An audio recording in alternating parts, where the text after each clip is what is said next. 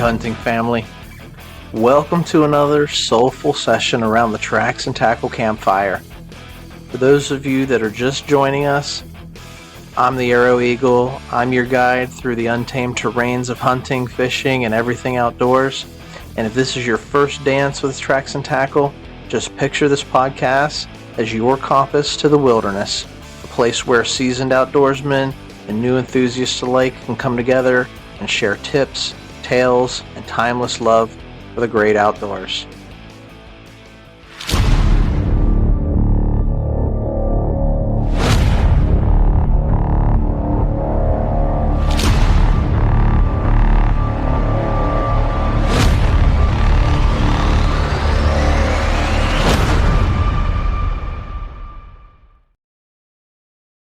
We're just coming off an incredible November. Spent a whole lot of time at hunting camp up in the mountains, and it's just been a blast. We got so many stories. We've tried to chronicle those stories. It's kind of why we started the podcast, really. You know, we've been hunting. I've been hunting probably for the last 30 years, and it's my entire life, as far as I can remember. We've been keeping a log. We got a log at our cabin that we chronicle every hunting trip, whether we see anything, whether we didn't, whether we just went up to cut firewood or, get the cabin ready for the season, or open it up for the season or shut it down for the winter.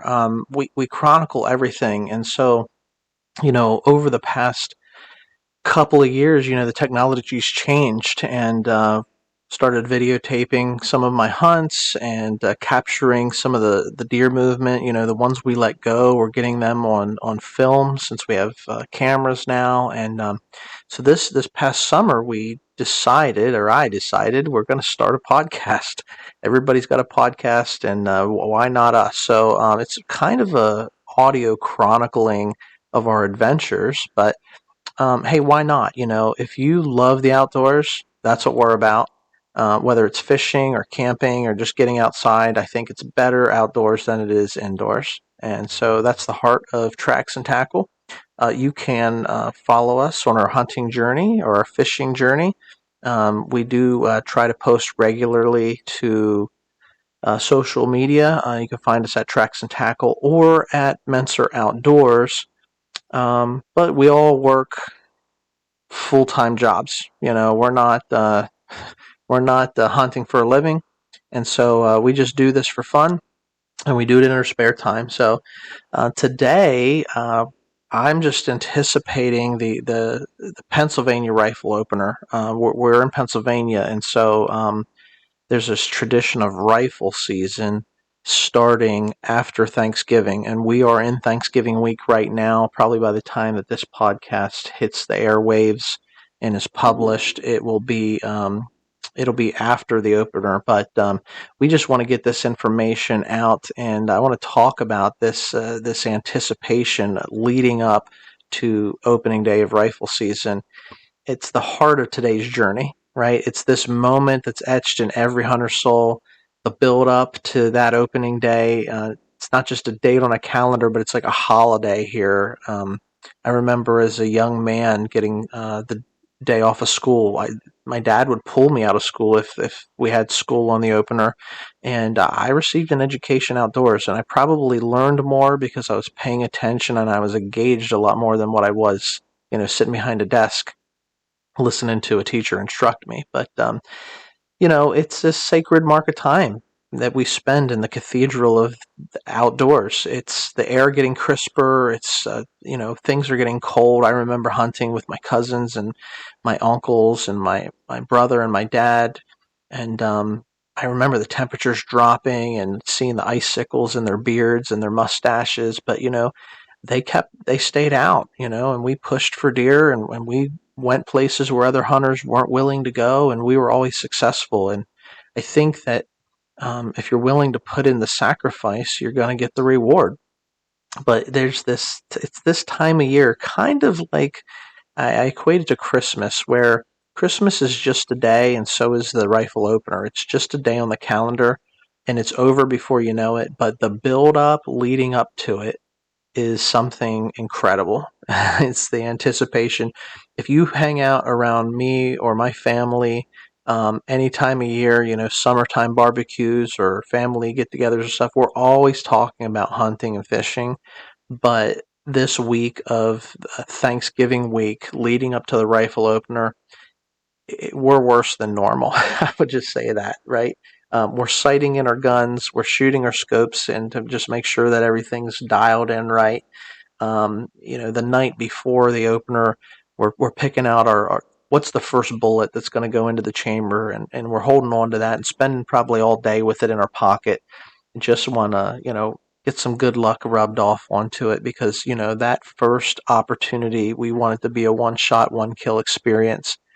Um, I remember a lot of fond memories of spending hunting season with my dad as a young man and getting the education. This week leading up to the rifle opener is a calling of the wild. It's beckoning me and other hunters like me to enter into the realm where the hunter becomes one with the hunted. But what makes this season truly magical is that tradition, the passing down of stories, skills from one generation to the next.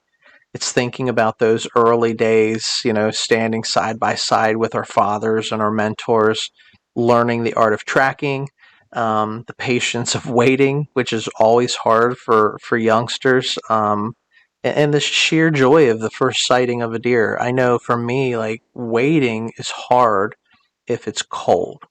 I remember, sitting with my back against a tree, sitting on the ground, waiting for deer to move. There's no deer moving. It's 20 degrees out. And, my dad pulling out a thermos of hot tea or some coffee and just pouring me a little cup of that to warm my hands up and try to keep me out a little bit longer and stuff.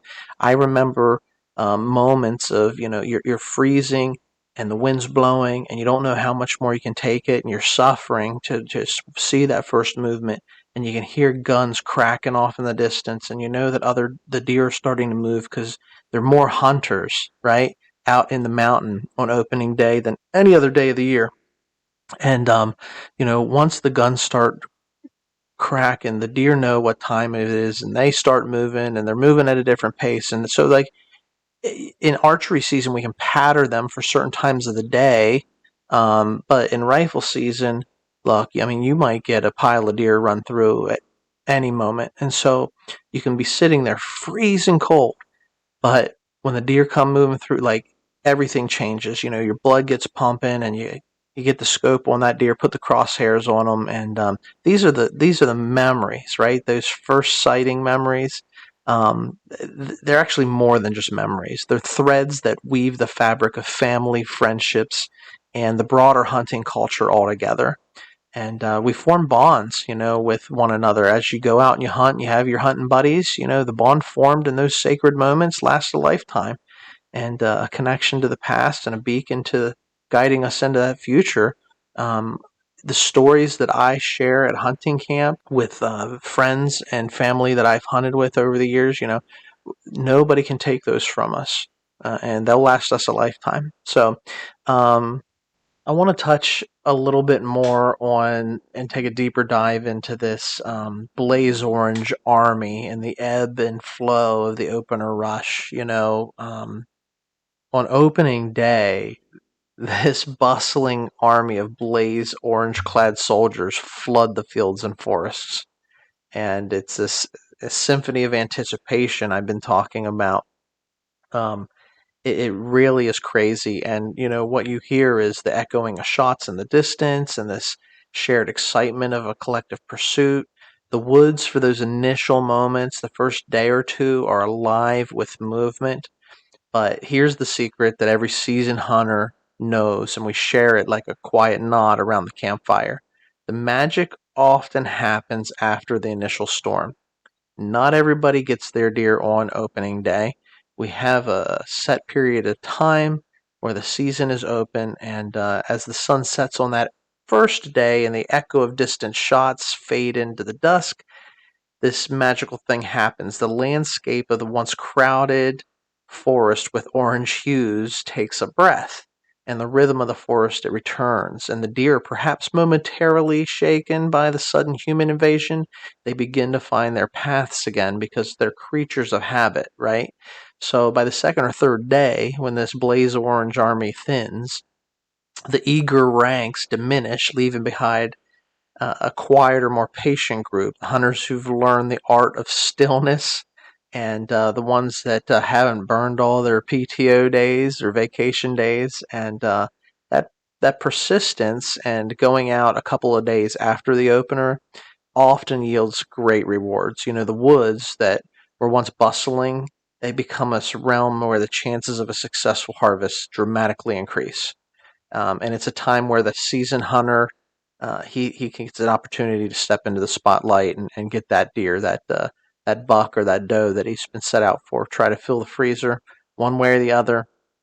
And so, one of the things about the opener is you got a lot more people in the forest, but a couple days into it, it really thins out, and you have an opportunity to spend those days wisely. If you have time off, you save it for the right time. Um, here's the other thing. When I talk about tradition and excitement, I want to shift my gaze from the chase to the aftermath, right? Because there's this rite of passage that we have. Once you shoot your deer and it's on the ground, we shift into a new journey, and there's this dance of tracking the blood trail, right? Um, it's one thing that every hunter has encountered, and when you get a good hit on a deer, and you really don't have to go too far to find them in rifle season. Every drop is a story. Every footprint is a chapter in the tale of the hunt, right? And as the tracking concludes, the deer stands as a testament to a skill and connection with the wild. The next steps after the deer is on the ground and you've tracked it and you've found the deer, listen, it's dragging that deer back. It's a symbolic procession towards the meat pole. It's that rite of passage that every young hunter has. You got to get in, get your hands dirty, field dress that animal. And you know what? If it's a shared effort, it's even better, right? So if I've got my buddies with me and or a family member, we're always, we're going to go out and we're going to track deer together and we're going to drag them back together and get them onto that meat pile. And here's my point. Once you get the deer, the hide off the deer, and you're back at the butcher shop, I've had so many memories that are just as fun and as precious to me in the butcher shop as I have had in the fields and the forests. Um, there's something about getting your hands into the blood, working with the meat. It goes beyond the trigger pull. It's a connection, and we give thanks to every single animal that gives its life. Right? We don't take lightly that we're harvesting an animal, and we use every single piece of that we can. And I just can't help but reminisce about times in the butcher shop, surrounded by the fresh aroma of venison and the memories that of got your sharp knives out, and it's that camaraderie with fellow hunters. It's just like being in the field, only it's a different type of dance, but it resonates with the heartbeat of the wild. So, gearing up for this upcoming season, like I said, the anticipation's crazy. I can't get it off of my mind here as we're doing a little bit of recording to get a little bit of we're doing a little bit of recording to whet your appetite for what's coming next. So tracking, the dragging, the artistry of the butcher shop. These are all moments that make hunting a holistic experience, connecting us with the prey and the timeless traditions that define the hunting culture. So, so we're standing here on this precipice of another rifle season, and the excitement's really palpable, which is why I thought I'd jump on and just do a quick recording here. Deer Camp is calling, and all hunters from all walks of life, not just me. We're gearing up for this pilgrimage. It's not just about the harvest. It's about spending time with one another. It's the camaraderie at camp. It's the laughter. It's the joking. It's the hanging around the fire. It's being under the stars. And we're going to make some memories doing this. So who among us is getting ready to go to deer camp. That's the question. What can we expect from this upcoming opener this week? Anticipation, it's thick. And I promise of adventure, it's just hanging in the air. So I just wanted to hop on. I wanted to do a pretty quick recording here, quick monologue. We're actually testing some new equipment. I got some new microphones as we've been doing the podcast for a couple of months, and we're trying to find that right mix on these new mics. So I thought I'd jump on and do a monologue myself. When we had a group of guys up at the camp, it was just a little hollow. We probably weren't close enough into the mics, and so we're still perfecting the craft of this. But we're wrapping up this prelude to rifle season. I encourage you, our hunting family, to soak in every moment of this sacred time. Whether you're a seasoned hunter, like I said, or you're a newcomer to the fold, rifle season, it's a canvas waiting for your story to be painted. And you just continue to tune in to Tracks and Tackle for more tales from the wild. And follow us on social medias. You hear us talking about stories in this podcast, and we're gonna capture those pictures, and we're gonna post them as well for you guys to follow along. And we want to hear about your hunts. We want to hear about your questions. We really want to engage the audience who's following this storytelling that we're doing. So just remember, the thrill is not just the hunt, but it is in the journey. We want you and everyone that loves the outdoors like us to experience the adventure. And we're going to continue to dive into these deer camp chronicles and rifle season eve and everything that's exciting about this time of year. So hit us up, send us your stories. We'd love to hear from you.